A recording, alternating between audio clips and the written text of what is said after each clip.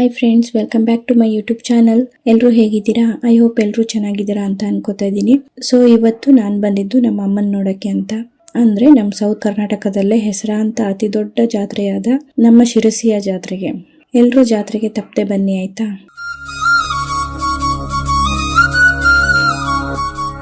ಇದು 9 ದಿನಗಳವರೆಗೆ ನಡೆಯುವ ಜಾತ್ರೆಯಾಗಿದ್ದು, ಜಾತ್ರೆಯ ಮೊದಲನೇ ದಿನ ಅಮ್ಮನ ಮದುವೆ ಆಗಿ ತವ್ರ ಮನೆ ಅಂದ್ರೆ ಶ್ರೀ ಮಾರಿಕಾಂಬಾ ದೇವಸ್ಥಾನದಿಂದ ಹೊರಟು, ಎರಡನೇ ದಿನ ಬಿಡ್ಕಿ ಬೈಲ ಅಂದ್ರೆ ಅಮ್ಮನ ಗಂಡನ ಮನೆಗೆ ಬಂದು ವಿರಾಜಮಾನಳಾಗಿರ್ತಾಳೆ. ಅಲ್ಲಿಗೆ ಬಂದ ತನ್ನ ಮಕ್ಕಳನ್ನೆಲ್ಲ ನೋಡಿ ಆಶೀರ್ವದಿಸಿ 9ನೇ ದಿನಕ್ಕೆ ವನಕ್ಕೆ ಹೊರಡ್ತಾಳೆ ಅನ್ನೋದು ವಾಡಿಕೆ. ಜಾತ್ರೆಗೆ ಬಂದಿದ್ದೆ ಮೊದಲು ಅಮ್ಮನ ದರ್ಶನ ಮಾಡಿ ಆಶೀರ್ವಾದ ತಗೊಂಡು ಜಾತ್ರೆ ಪೇಟೆ ಕಡೆಗೆ ಹೊರಟ್ವಿ. ಇಲ್ಲಿ ಜನ ಯಾವ ಮಟ್ಟಕ್ಕೆ ಬಂದಿದ್ರು ಅಂದ್ರೆ ನಾವು ನಡೆಯೋದೇ ಬೇಡ, ಹೋಗಿ ನಿಂತ್ಕೊಂಡ್ರೆ ಸಾಕು, ಅವರೇ ಮುಂದಕ್ಕೆ ಕರ್ಕೊಂಡು ಹೋಗಿ ಬಿಡ್ತಿದ್ರು, ಅಷ್ಟ್ ಜನ. ಹಾಗೆ ಹೋಗ್ಬೇಕಾದ್ರೆ ವೈರಲ್ ಪುಲ್ಜರ್ ಸೋಡಾ ನೋಡಿದ್ವಿ. ನಿಜವಾಗ್ಲೂ ಇದು ವೈರಲ್ ಆದಷ್ಟೇ ಚೆನ್ನಾಗಿದ್ಯಾ ಅಂತ ಟ್ರೈ ಮಾಡೋಣ ಅಂತ ಹೋದ್ವಿ. ಟೇಸ್ಟ್ ಚೆನ್ನಾಗಿತ್ತು.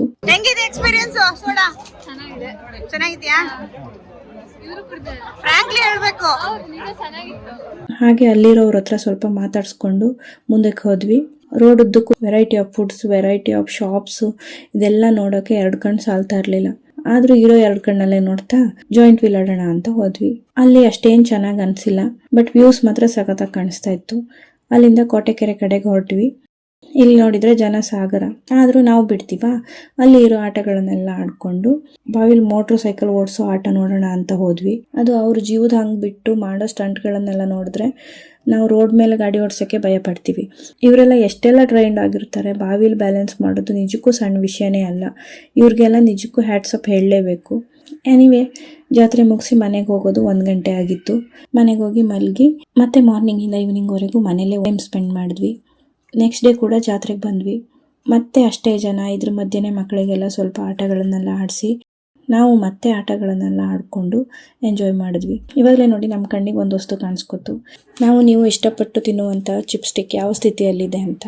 ಮೇಲೆ ಜನಗಳು ನಡ್ಕೊಂಡು ಹೋಗ್ತಾ ಇದ್ದಾರೆ, ಕೆಳಗಡೆ ಇದನ್ನ ಇಟ್ಟಿದ್ದಾರೆ.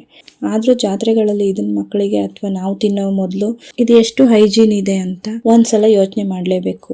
ಆಕ್ಚುಲಿ ಇದನ್ನ ನೋಡೋ ಮೊದಲು ನಾನು ಕೂಡ ಒಂದು ತಿನ್ಕೋಬಿಟ್ಟಿದ್ದೆ.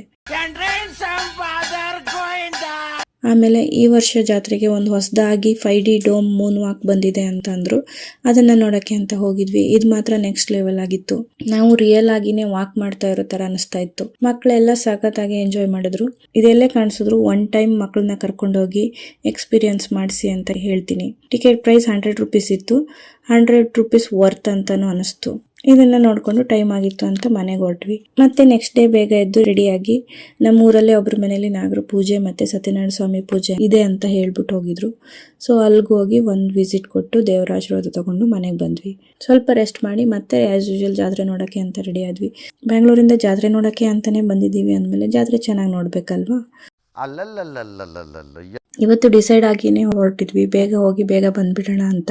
ಸೊ 2 ದಿನದಿಂದ ಏನೇನೆಲ್ಲ ಮಿಸ್ ಮಾಡಿದ್ವಿ ಅದನ್ನೆಲ್ಲ ಆಡ್ಕೊಂಡು, ಜಾತ್ರೆ ಅಂದ್ರೆ ಐಸ್ ಕ್ರೀಮ್ ತಿಂದೆ ಬರಕ್ಕಾಗುತ್ತಾ, ಹಾಗೆ ಮಕ್ಕಳಿಗೆಲ್ಲ ಐಸ್ ಕ್ರೀಮ್ ಕೊಡಿಸಿ ನಾವು ತಿನ್ಕೊಂಡು ಬರ್ತಿರುವಾಗ ನಮ್ ಕಣ್ಣಿಗೆ ಕಾಣಿಸಿದ್ದು ಇವ್ರು. ನಮ್ಮ ಮಕ್ಕಳನ್ನ ಎಂಜಾಯ್ ಮಾಡಕ್ಕೆ ಅಂತ ಜಾತ್ರೆ ಕರ್ಕೊಂಡು ಹೋಗಿದ್ರೆ, ಇವ್ರ ಮಕ್ಕಳನ್ನ ಜೀವನ ಕಟ್ಕೊಳಕ್ಕೆ ಅಂತಾನೆ ಕರ್ಕೊಂಡ್ ಬಂದಿರ್ತಾರೆ. ಊರಿಂದ ಊರಿಗೆ ಅಲ್ದಾಡ್ತಾ ಎಷ್ಟೋ ನಿದ್ರೆ ಇಲ್ಲದ ರಾತ್ರಿಗಳು. ನಿದ್ರೆ ಮಾಡಿದ್ರೆ ಎಲ್ಲಿ ವ್ಯಾಪಾರ ಹಾಳಾಗುತ್ತೋ ಅಂತ ಭಯ.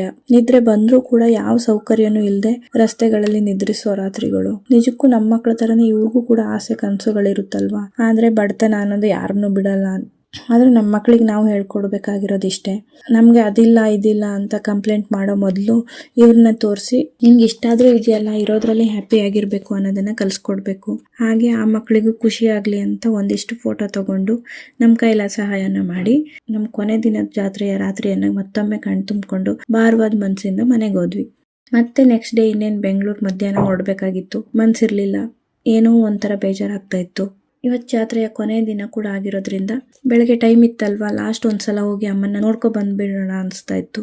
ಹಾಗೆ ನಮ್ಮ ಅತ್ತಿಗೆ ಕೂಡ ಬಳೆ ಹಾಕ್ಸ್ತೀನಿ ನಡೀರಿ ಹೋಗೋಣ ಅಂತ ಹೇಳಿದ್ರು.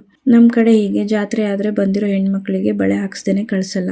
ಸೊ ಹೋಗಿ ಕೊನೆಯದಾಗಿ ಒಂದ್ಸಲ ಅಮ್ಮನ ದರ್ಶನ ಮಾಡ್ಕೊಂಡು ನಾನು ಮತ್ತೆ ನನ್ನ ಮಗಳು ಇಬ್ರು ಬಳೆ ಇಡ್ಸ್ಕೊಂಡ್ವಿ. ಹಾಗೆ ನಮ್ಮ ಅತ್ತಿಗೆಗೂ ಕೂಡ ಬಳೆ ಇಡ್ಸ್ಕೊಂಡು, ಜಾತ್ರೆ ಅಂದ್ಮೇಲೆ ಮಿಠಾಯಿ ತಗೊಂಡಿಲ್ಲ ಅಂದ್ರೆ ಹೇಗೆ, ಸ್ವಲ್ಪ ಮಿಠಾಯಿ ತಗೊಂಡು, ಬಿಸಿಲು ಜಾಸ್ತಿನೇ ಇತ್ತು ಅಂತ ಎಲ್ಲರೂ ಐಸ್ ಕ್ರೀಮ್ ತಿನ್ಕೊಂಡು ನೆಕ್ಸ್ಟ್ ಜಾತ್ರೆಯಲ್ಲಿ ಮತ್ತೆ ಸಿಗೋಣ ಅಂತ ಹೇಳ್ತಾ, ಅಲ್ಲಿವರೆಗೂ ಅಮ್ಮನ ಆಶೀರ್ವಾದ ಸದಾ ನಿಮ್ ಮೇಲೆ ಇರ್ಲಿ ಅಂತ ಅಮ್ಮನ್ನ ಕೇಳ್ಕೊತಾ ಶಿರ್ಸಿಗೆ ಬಾಯ್ ಬಾಯ್ ಹೇಳಿ ಮನೆ ಕಡೆ ಹೊರಟ್ವಿ. ಊರಿಗೆ ಬಂದ್ ಇಷ್ಟ ದಿನ ಆದ್ರೂ ನಮ್ ಟೀಚರ್ ಮೀಟ್ ಮಾಡಕ್ ಆಗಿರ್ಲಿಲ್ಲ. ಹಾಗೆ ಸ್ಕೂಲ್ ಓಪನ್ ಇತ್ತಲ್ಲ ಅಂತ ಹೋದ್ವಿ. ಇಲ್ಲಿ ಅವಾಗ ತಾನೇ ಬಿಸಿ ಊಟಕ್ಕೆ ಮೊಟ್ಟೆ ಬಂದಿತ್ತು. ಮಕ್ಳು ನೋಡಿ ಹೇಗೆ ಮೊಟ್ಟೆ ಚೆನ್ನಾಗಿದೆಯಾ ಇಲ್ವಾ ಅಂತ ಒಂದೊಂದೇ ಎತ್ಕೊಂಡು ಅಲ್ಲಾಡ್ಸ್ ನೋಡ್ತಾ ಇದಾರೆ. ಮೊಟ್ಟೆ ಕ್ವಾಲಿಟಿ ಹೀಗೂ ಚೆಕ್ ಮಾಡ್ತಾರ ಅಂತ ಗೊತ್ತಾಗಿದ್ದು ನಂಗೆ ಇವತ್ತೇನೆ. ಇದು ನಮ್ ಸ್ಕೂಲು. 1 to 7 ವರೆಗೆ ಓದಿದ್ದು ಇಲ್ಲೇ. ಇದು ನ್ಯೂ ಬಿಲ್ಡಿಂಗು. ನಾವು ಓದ್ಬೇಕಾದ್ರೆ ಇಲ್ಲೇ ಆಪೋಸಿಟ್ ಅಲ್ಲಿ ಓಲ್ಡ್ ಹಂಚಿನ ಮನೆ ತರ ಸ್ಕೂಲ್ ಇತ್ತು. ಅದು ಹಳೇದಾಯ್ತು ಅಂತ ಇವಾಗ ಹೊಡೆದಾಕಿದ್ದಾರೆ. ಇವರು ನಮ್ ಗುರುಗಳು, ಅಂದ್ರೆ ನಮ್ಗೆ ಯಾವ್ದು ಸರಿ ಯಾವ್ದು ತಪ್ಪು ಅಂತ ಕಲಿಸಿದಂತ ಮಾರ್ಗದರ್ಶಕರು.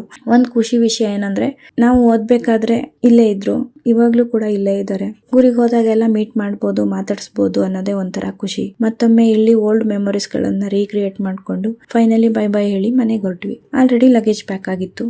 ಎಲ್ಲ ತಗೊಂಡು ಹಾಗೆ ನಮ್ಮ ಅತ್ತಿಗೆ ಆಫೀಸ್ಗೆ ಹಾಫ್ ಡೇ ಲೀವ್ ಹಾಕಿದ್ರು. ಅವರನ್ನ ಶಿರ್ಸಿಗೆ ಡ್ರಾಪ್ ಮಾಡಿ ಅಲ್ಲಿಂದ ಬೆಂಗಳೂರು ಕಡೆಗೆ ದಾರಿ ಹಿಡಿದ್ವಿ. ಸಂಜೆ ಆಗಿತ್ತು, ಕಾಫಿ ಟೈಮ್ ಕೂಡ ಆಗಿತ್ತು. ದಾವಣಗೆರೆ ಬಂದು ಒರಿಜಿನಲ್ ದಾವಣಗೆರೆ ಬೆಣ್ಣೆ ದೋಸೆ ತಿಂದು ಒಂದು ಬಿಸಿ ಬಿಸಿ ಕಾಫಿ ಕುಡಿತಾ ಅವ್ರ ದೋಸೆ ಹಾಕೋದನ್ನ ಒಂದು ವಿಡಿಯೋ ಮಾಡ್ಕೊತಾ ಇದ್ದೆ. ದಾವಣಗೆರೆ ಹೋದ್ರೆ ಎಲ್ಲೆಲ್ಲೋ ದೋಸೆ ತಿನ್ಬೇಡಿ. ಇದೇ ನೋಡಿ ಒರಿಜಿನಲ್ ದಾವಣಗೆರೆ ಬೆಣ್ಣೆ ದೋಸೆ ಹೋಟೆಲ್. ಇದಿರೋದು JJM ಮೆಡಿಕಲ್ ಕಾಲೇಜ್ ಆಪೋಸಿಟ್ ಅಲ್ಲೇ ಇದೆ. ಮೋಸ್ಟ್ಲಿ ಎಲ್ರಿಗೂ ಗೊತ್ತಿರುತ್ತೆ ಅನ್ಕೋತೀನಿ. ಗೊತ್ತಿಲ್ಲದವರು ಒಂದ್ಸಲ ಟೇಸ್ಟ್ ಮಾಡಿ. ತಿನ್ಕೊಂಡು ಅಲ್ಲಿಂದ ಹೊರಟ್ವಿ. ಬೆಂಗಳೂರು ರೀಚ್ ಆಗೋದು 12 ಗಂಟೆ ಆಗುತ್ತೆ ಅಂತ ಗೊತ್ತಾಗಿತ್ತು. ಹಾಗಾಗಿ ಹೋಟೆಲ್ ಸದಾನಂದದಲ್ಲಿ ಡಿನ್ನರ್ ಮುಗಿಸ್ಕೊಂಡು ಜರ್ನಿ ಕಂಟಿನ್ಯೂ ಮಾಡಿದ್ವಿ. ಮನೆ ರೀಚ್ ಆಗೋಷ್ಟರಲ್ಲಿ ರಾತ್ರಿ 12 ಕಾಲಾಗಿತ್ತು. ಸೊ ಇದಾಗಿತ್ತು ನನ್ನ ಇವತ್ತಿನ ದಿನ. ಇಲ್ಲಿಗೆ ವಿಡಿಯೋ ಎಂಡ್ ಮಾಡ್ತಾ ಇದ್ದೀನಿ. ಮತ್ತೊಂದು ಹೊಸ ವಿಡಿಯೋಗಳೊಂದಿಗೆ ಮತ್ತೆ ಸಿಗೋಣ. ವಿಡಿಯೋ ಇಷ್ಟ ಆಗಿದ್ರೆ ಲೈಕ್, ಶೇರ್, ಸಬ್ಸ್ಕ್ರೈಬ್ ಮಾಡಿ. ಟೇಕ್ ಕೇರ್, ಬಾಯ್.